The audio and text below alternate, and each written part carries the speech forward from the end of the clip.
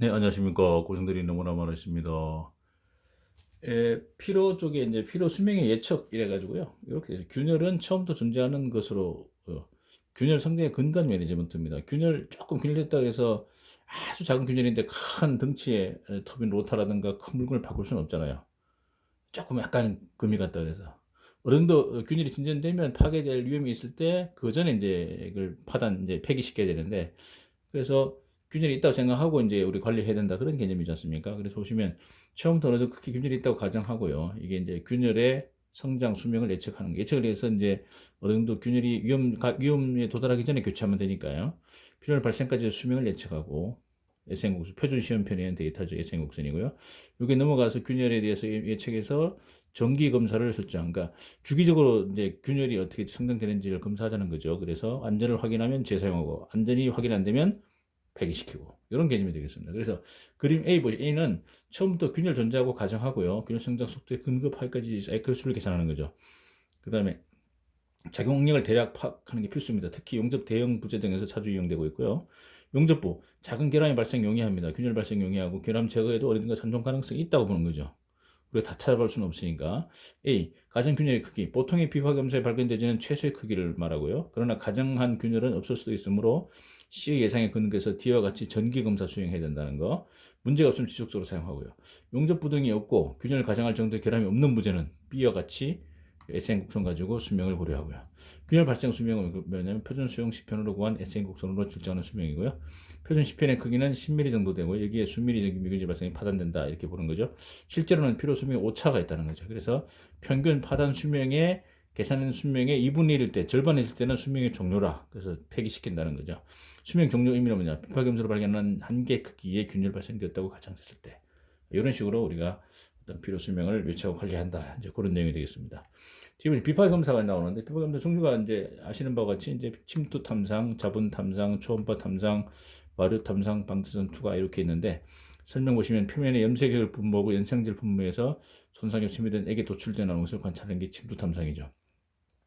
자분 탐상은 철강에 전류를 흘려서 저하시키고 손상으로부터 자력신 외부로 나오는 것을 인용해서 미세 7분의 모는 것을 관찰하는 게 자분 탐상이고, 초음파는 재료 내부로 초음파를 송신해서 표면과 내부의 손상으로부터 만드는 파를 이용해서 손상의 위치와 형상, 크기를 검출하는 거고요.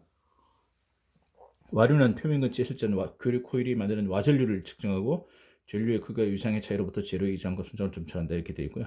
방사선 또한 X선이나 감마선의 질을 통과할 때 두께와 밀도에 대응해서 감쇄도 약해지는 이용해서 내부 결함을 내부에 균열이 있다면 그것이 진하게 나오는 거죠. 진하게 이렇게 필름에 나오게 이렇게 한 게, 이런 식으로 이제 비파 검사를 하게 되는데요. 사례를 한번 보겠습니다. 검사는 사람이 하는 것이다 이렇게 해가지고요.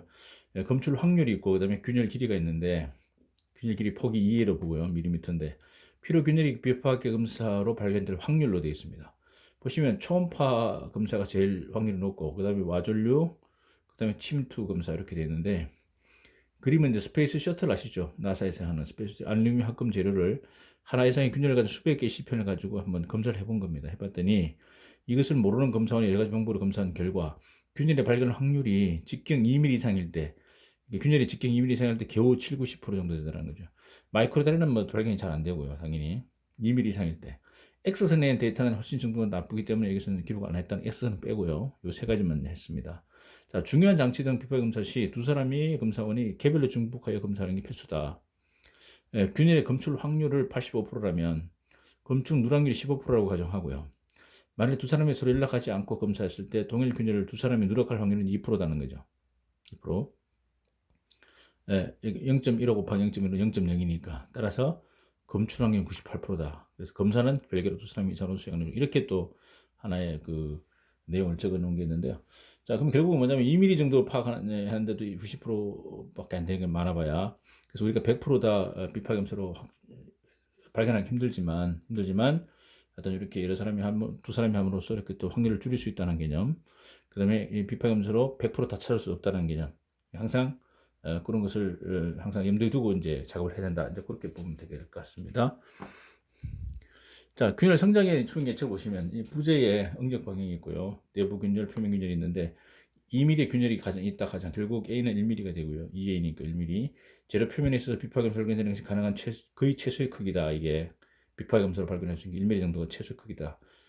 간단하게 하기 위해 여기서는 A 이퀄 B의 원형 균열로 가정하고요. 침투 탐성으로 그림이 B와 같이 같은 표면 균열 발견됐을 때 표면에 측정한 균열 폭 E에 근거 내부의 균열 깊이를 A로 하는 것.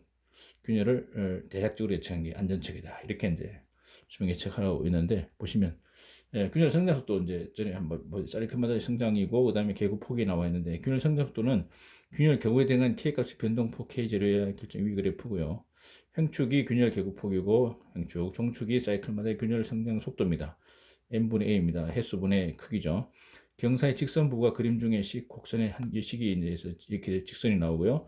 처각이 좀 거의 유사하다는 거죠. C는 10-11성 M은3 계급폭 K0로 해당하는 하한치 존재하고 하한치보다 K가 작은 보면 균열 속도는 이보다 작으면 계급폭이 작으면 균열 성장 안 하고요. 그 다음에 하한치는 KTH인데 재래 종류에서 약간 다르나 그러나 차이는 크지 않다. 최강지로는 K0는 2.5MPa 이렇게 된다. 이렇게 되어 있습니다. 이렇게 되어 있고요. 자, 균열을 인정하는 발상의 전환입니다. 이제 균열 성장에 근거한 수명의 개념은 실은 균열이 있어도 좋다고 하는 개념인데 균열이 있어도 파괴되지 않으면 좋은 것이지 않습니까? 현재 필요 한도도 균열이 정체되는 한계 안전한 균열을 인정하는 것이라서 앞 그림의 종축은 성장 속도고 1사이클당 1피코메타 나노메타 1마이크론 1000배 눈금이 있는데 만약에 300km 앞으로 달리는 열차의 쪽을 우리 저 고속열차 같은 경우 차축에 차량 원주는 3m인데 10만 회전하고 시간당 10만 회전은 하니까요. 300km 달리면요. 차축의 피로는 만일 1사이클마다 균열 성장이 1나노미터로 일정하다면 그러니까 한 번 돌 때마다 1나노미터로 균열이 된다면 1시간은 뭡니까? 10만에서 9성메타 곱하기 10만 회전은 10만 해성메타면 12 4성메타. 만일 1000시간 운전하면요. 0.1mm 균열이 발생이 된다는 1000시간 운전에. 0.1m, 1m입니다. 그러면 10cm잖아요, 10cm. 이 정도 균열로 차축이 유지가 안 되죠. 맞지 않습니까? 실제 적용 응력이 동일하여도 균열이 성장되는 K값이 증가하기 때문에 따라서 계속 성장이 더 빨라지게 돼요. 훨씬 더 일찍 파괴된다는 거죠. 10cm부터 더 빠르게. 만약 1시간에 10바퀴밖에 안 돈다면, 그러니까 1시간에 10바퀴 도는 크레인 같은 거 있잖아요. 천정 크레인 같은 게. 고속열차는 시속 300km 달리고, 얘는 뭡니까? 1시간에 10만 회 돌리고, 얘는 10번 돈다, 하루에. 한 시간에. 10번밖에 안 돈다라면, 균열이 0.1m 성장되는데 얼마나 걸리면 차축에 1만 배에 아까 차축이 반배니까 1000년 이상 소요된다는 거죠. 즉 10년에 0.1mm 이 정도면 균열이 좋다는 거죠. 그래서 적정 균열은 성장을 확실하게 안전적으로 예측이 가능하기 때문에 인정이 가능하다. 이런 개념으로 어떤 우리가 균열을 대하는 어떤 생각이 되겠습니다. 또 이어서 말씀드리겠습니다. 네, 감사합니다.